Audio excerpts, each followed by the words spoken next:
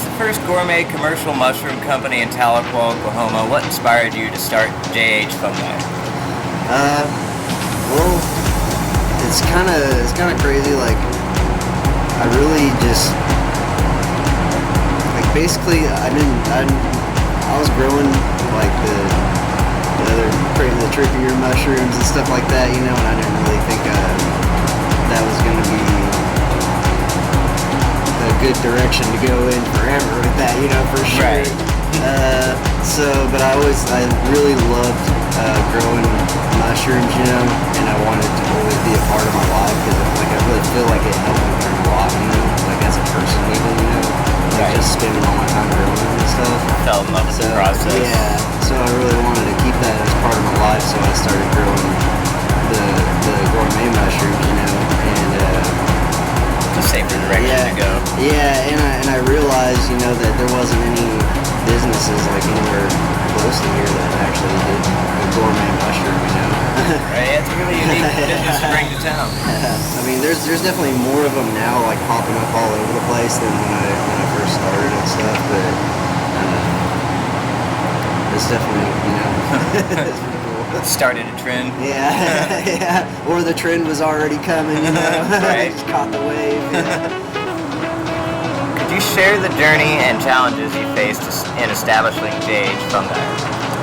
Well, a lot of it's just been learning how to actually grow the mushrooms and grow them at like a commercial level. And then, like, I mean, that's like just the bottom level of it, really, because like that's just like the part that I deal with myself, you know. And then I got to figure out how to make it a business, like I never really did like a formal business before, so.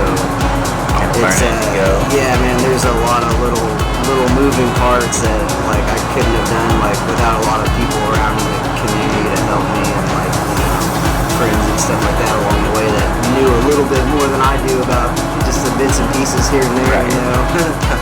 Yeah, definitely it helps to have helpers along the way. Yeah. What varieties of mushrooms do you cultivate, and how do you select them? The main one that we cultivate is a lion's mane mushroom, and I really just think that it's like there's definitely other mushrooms that are great medicinally, but I think that lion's mane is one of the most promising ones. I mean, as far as like all the research out there about what it can really do with your brain, and I mean it basically helps your brain develop new neurons and neural pathways and stuff like that as it's supposed to be able to, you know. And, like, I think that's a pretty important thing for people to have, you know. Yeah, brain functions. Yeah. It's pretty important. Yeah.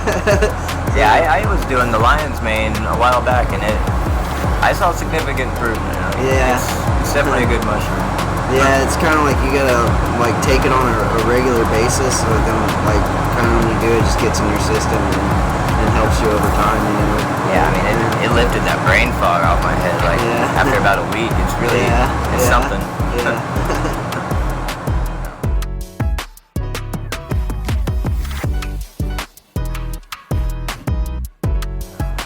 How has the local community in Tahlequah responded to your products? It's definitely like kind of a comical mix almost sometimes at the farmers market. I'll get like a lot of people, especially like in the beginning, and it's gotten less and less over time where people will be like, mushrooms, you know, like that, you know. You love them or you hate them.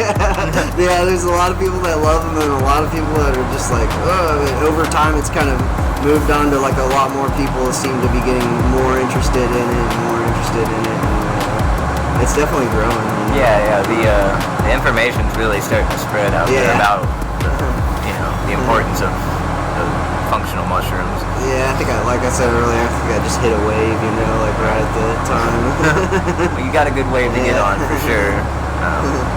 What are the health benefits of consuming mushrooms, and how do you educate your customers about them? Well, I think that they're just like, I've had a lot of people who have, you know, say that they've helped with like their blood pressure and everything, even like hair growth, and like it just seems to be like it's like an overall benefit to people's health whenever they start, having them in their life regularly and stuff like that. Right. And it's just like, I think it's like, because our normal food system is so like, just all of the food is just so full of, like, you can't even look at a list of ingredients without being like, well, what is that? What is that? Right, yeah, you can't pronounce anything in it.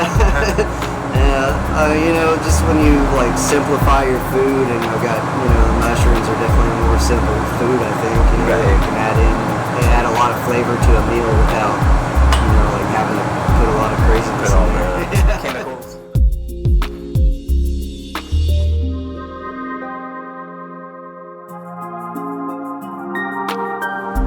As a member of the Chamber of Commerce in Tahlequah, how has that affiliation benefited your business? I really personally thought I was going to go a lot deeper into the Chamber of Commerce. It definitely helped a lot.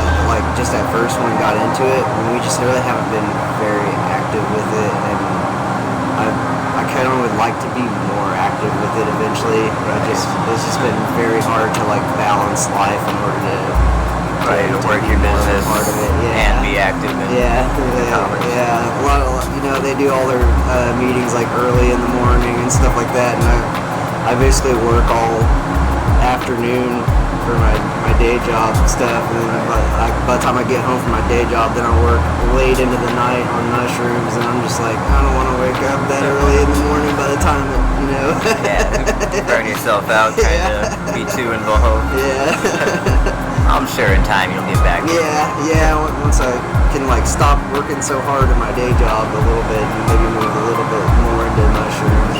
Yeah, that'd be good. How do you envision the future of JH Fungi in the next 5 years?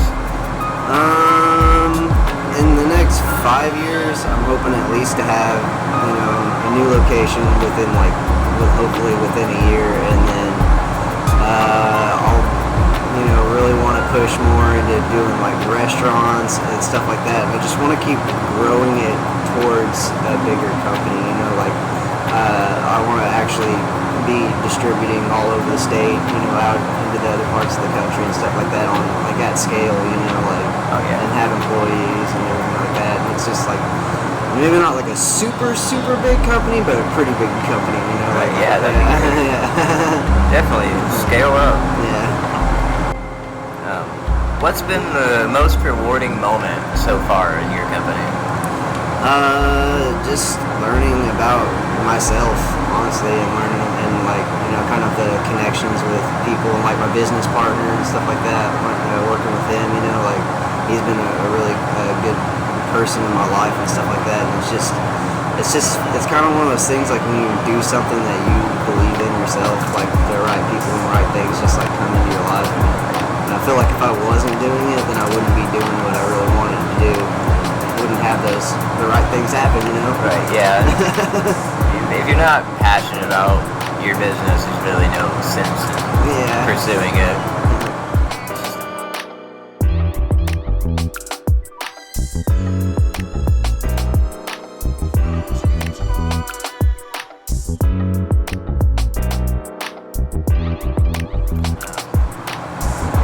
Can you walk us through the mushroom cultivation process from start to finish? So basically, I'll either buy some type of culture, it's a liquid culture, like a mycelium growing in a liquid or on an agar plate or something like that, or like with the lion's mane we grow, it was locally harvested, and then I clone it and I put it on the petri dish agar plate culture thing I showed you earlier. It'll grow on that, and then I take it and it goes to a grain bag, basically like bird seed that's been sterilized, and you inoculate it, put in the culture in that bird seed or whatever, and it grows into that, and then I take that and I sterilize a bunch of substrates, like the bags that I actually grow in the tin and stuff like that, and inoculate those with that seed, and I can do like a whole bunch. It's kind of basically just like a multiplying kind of phase when you go from like the agar to the bird seed, because you can use a lot. That little bit of agar, you can put it in a bunch of bird seed and make a bunch of substrates. So you just kind of keep make more and more and more. You could even take the substrate and make a bunch of other substrates with that. You know, like it kind of just keeps expanding. It's a really sustainable product, right there. Yeah, and it's really, I mean, like basically, I just buy like oak sawdust, you know, and soy hulls and stuff like that, and it's just real simple ingredients. And, like even my agar, I make all my own agar. Like I use the bird seed and like sweet potatoes and like boil them together and filter it off, and then like add in like this agar powder that thickens it. It's all it's just a crazy process. But this is all self-made. Yeah, that's pretty interesting. Yeah, and when like because of like how I started, you know, like growing the other mushrooms, like I tried to learn how to do as much stuff at home without branching out as so I think that aspect actually kind of helped me in the long run, because I learned a lot more extensively like the smaller parts of the process. Right. You know? Like just trying to be like self-reliant. Yeah, no, it makes sense. You don't have to hire out for any of the smaller processes or anything like that. That's a smart move. So once you harvest them, I mean, where do you go from there? Well, they usually go in that freezer. Well, it's a freezer, but I got a temperature controller on it, and we'll box them up and put them in stores, or they go to the farmer's market, or sometimes they'll just set around here, and if they set, you know, for like a week or so, we'll dehydrate them. I got like a salt tin around the corner that I converted into like I put a dehumidifier thing in the tin, and it just dries all the mushrooms in there, and then from there I can take them and make them extracts or package them into dry mushroom packages. So it's like I don't have any loss, like if my sales are slow or anything like that. I just kind of put it in the back stock and turn them into other stuff. Yeah, that makes sense. Never lose any product along the way. Yeah, like even when like Oasis, like if they don't sell everything, I'll go over there and pick it back up, and then like the boxes that are still on the shelf, and then we hydrate them and then use them later. So that's cool. So you are in Oasis here in town? Yeah. And then in Muskogee we're at Arnold's Fruit Company, and then there's Health Biz up there. It's called it's like a little health shop in Muskogee. In Muskogee too. Yeah, we were in a couple other places. There's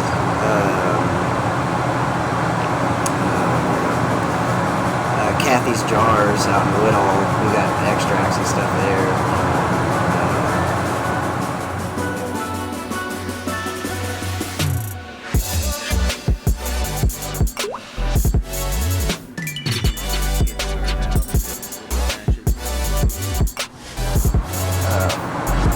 How do you maintain quality control to ensure the best mushrooms for your customers? That's a lot of work, because figuring out the conditions in the tent is really weird, because like you can move one fan a little bit over to the side, like even on accident one day, and all of a sudden that stream of air is hitting all the mushrooms wrong, and they've got yellow on them and all kind of stuff. Like for something that grows outside in the woods, it's really sensitive whenever you put it indoors for some reason. That's wild. Yeah. But it's just a lot of going back and checking your process over. Yeah, oh yeah, for sure. And then, you know, it's like the rest of the products, just keeping everything clean, you know. It's like I'm in a shop building, but at the same time I'm still like making something that people consume and stuff like that. So I've got to like always have a clean area, you know, to get all my tinctures made and stuff like that, you know.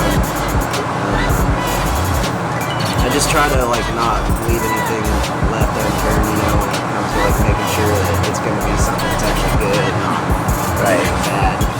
Yeah.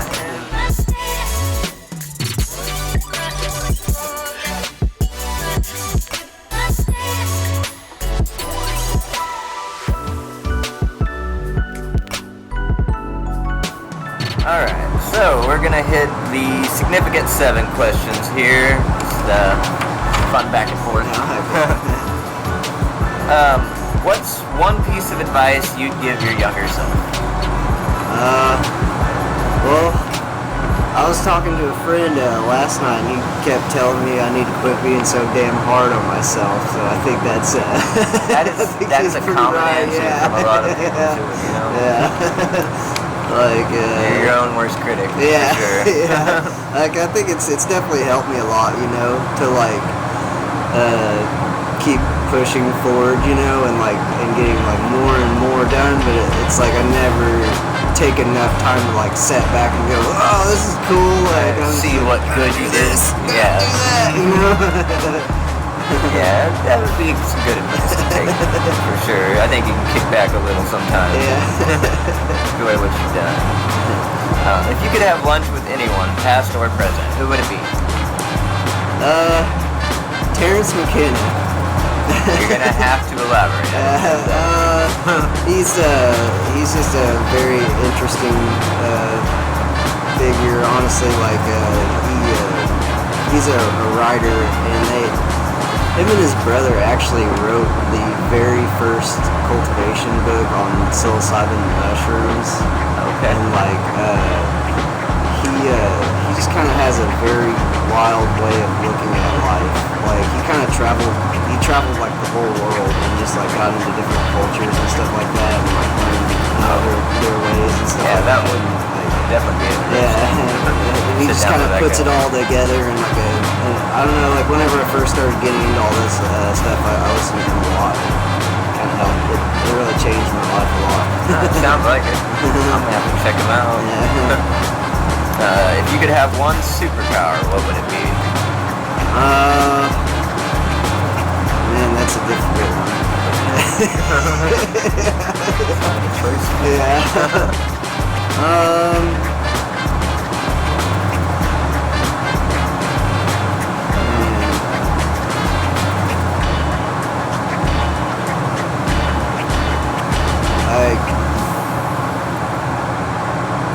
I almost like big part of me wants to say it would be cool to be able to like go back in time and like go back through my life, like looking at everything in a different, like looking at stuff in the same light that I'm looking at it now, you know.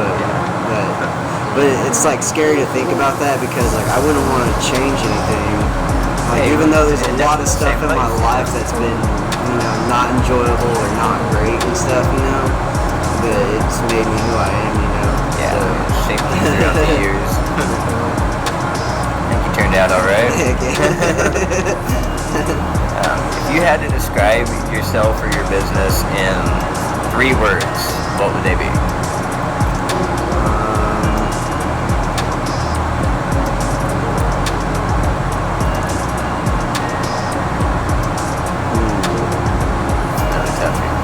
Yeah. Your whole life down to 3 simple words. Yeah. Man, that's really difficult.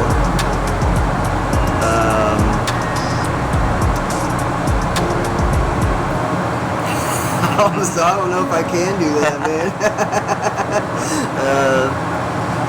I would say passionate. Yeah, it's definitely a part of it, you know. There's definitely a lot of passion that has to go into it to keep it going forward, because like that's all. I mean, if I wasn't passionate about it, I would have gave up a long time ago. Right. You know? I guess 3 words would be just keep moving. There you go. You gotta narrow down. Yeah. Freaking Dory or something. Just keep swimming. If you weren't in your current profession, what do you think you'd be doing? Man, I guess just a normal job, you know, like I'd probably be stuck working fast food or something still, you know, but, well, you know, and that's kind of like, even just because of the mushrooms, I do, my day job is I do delivery work, you know, and I would have never even done that work because it just like the money's not always there, it's not always dependable, but for me having a business and stuff like that, it's gives me a lot more flexibility. Right. So like I don't know, man. I think if I wasn't doing this, it would just be a lot more boring, you know. Something to fill at that time. Fills the void. yeah, right. If you could instantly master any skill, what would it be? Myself. Yourself? There you go. Get the master yourself. Just trying to, like, you know, like you wake up and you're like, I got all this stuff I gotta do, and then you're like, yeah, but you like gotta like, I feel like I always have to talk myself into doing the next step instead of just getting up and doing it. Oh, you know? I totally understand that. I'm working on that mentality every day. That was a lot easier than the three words question. I think you answered that one perfectly.